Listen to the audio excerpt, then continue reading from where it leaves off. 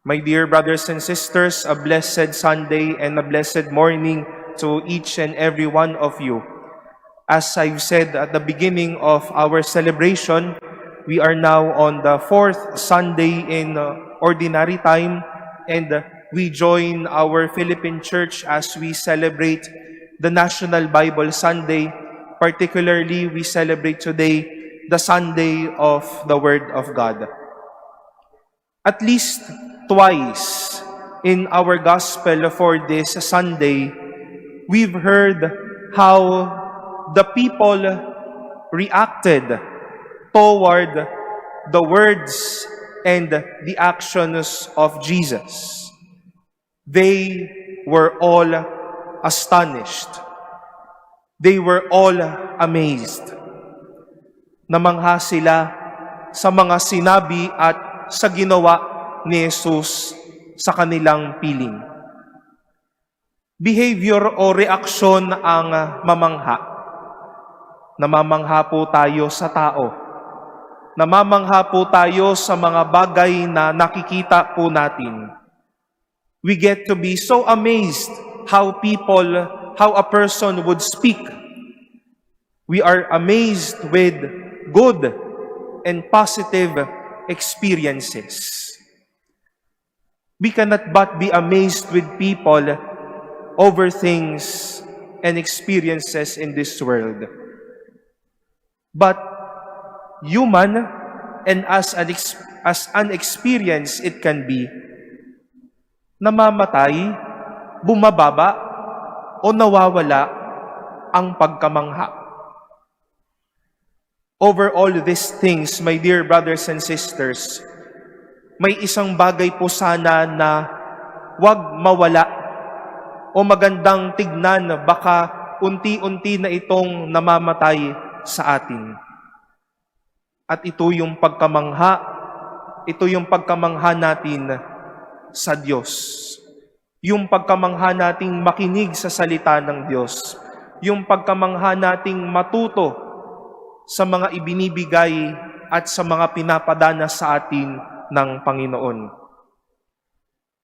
Dahil baka nga namamangha po tayo sa tao, namamangha tayo sa sinasabi ng tao o sa mga nakikita natin, pero wala na tayong oras, wala na tayong puso para mamangha sa Diyos.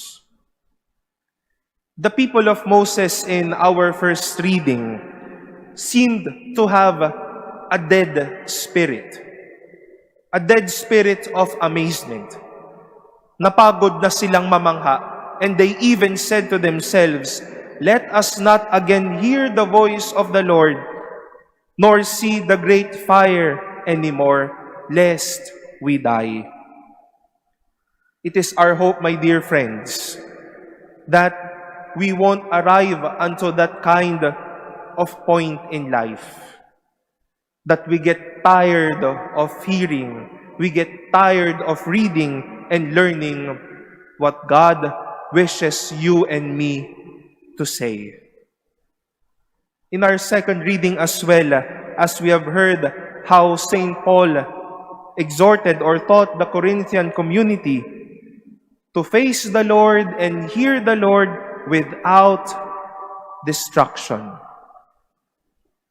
Baka dahil nawawala yung pagkamangha natin, dahil may nanggagambala na sa atin. May kagustuhan tayong makinig, pero ano yung ipinopronta natin para mawala na yung pagkamangha natin? O baka tayo mismo ang nagiging dahilan bakit nawawala na yung pagkamangha ng bawat isa sa atin kapag Diyos na ang nagsalita, kapag salita na ng Diyos ang pag-uusapan, kung mga bagay na ng Diyos ang dapat pag-isipan at pagnilayan sa mundong ito. Ano po kaya ang mayroon sa isang bagay na napapanatili natin yung pagkamangha natin? Di ba kapag namamangha po tayo sa isang bagay, hahanap at hahanapin po natin ito. Gusto nating makatabi ito. Gusto nating parte ito ng ating buhay. Kasi nga, namamangha ka. Kung ganun man po tayo sa mga bagay, sa tao at sa karanasan, sana ganun din po tayo sa Diyos. At sa lahat ng mga pamamaraan niya para ipadama niya sa atin yung kanyang pag-ibig at pag-aaruga. It could be possible that we do not want to be amazed anymore because we do not like it anymore, or we put up ways how to distract ourselves and lose our amazement. As I've said, today is National Bible Sunday, the Sunday of the Word of God. Muli ko po kayong tatanungin, saan o kanino pa po tayo namamangha ngayon? Kapag sinabi po bang ninilay tayo ng salita ng Diyos, parang hindi po tayo makapigil at sige, magnilay tayo ng salita ng Diyos. Baka dumaan lang sa feed natin sa Facebook ang isang simpleng verse from the prophet Isaiah, from the Gospels, I don't care. Mas gusto ko pang makita kung naka-check out na yung gusto kong bilhin. Baka pag narinig po natin na nag-post ang Manila Cathedral ng homily ni Mons, ng homily ni Cardinal or ni Father, mas pupunta na lang ako sa TikTok dahil makakasayaw ako doon, meron akong gustong makita doon. Saan pa po tayo namamangha ngayon? O baka naman pinapatay na natin yung kagustuhan na nating mamangha sa salita ng Diyos. If we are amazed with the words of people, let us even more grow in our amazement with the Word of God. Handa po tayo pamanghain muli ng salita ng Diyos. Kaya ihanda po natin ang ating sarili, mapamangha muli ng Diyos at mamangha sa Diyos. Sana din po, ipanalangin niyo po kaming mga nagpapahayag ng salita ng Diyos. Na kapag nagpahayag kami ng salita ng Diyos sa inyo, lalabas po kayo sa katedral na ito na may pagmamangha sa Diyos. Nadala-dala po ninyo mula linggo hanggang sa susunod na mga araw sa inyong buhay, that indeed, every word of God would make me always fall into amazement. Na kapag bubuksan sa akin ang salita ng Diyos, kapag maririnig ko ang salita ng isang tao, mamamangha ako mulit-muli. My dear brothers and sisters, if we are amazed how we've been growing, how we've been witnessing people in our lives and journeying with people, let us rekindle that fire of amazement for God. Offer to Jesus the anxieties that St. Paul is telling in our second reading.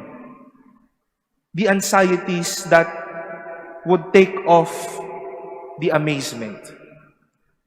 And let God offer us and give us again the amazement. Then let us live in amazement so that we cannot but want God's Word to strengthen us and God's Word to bless us.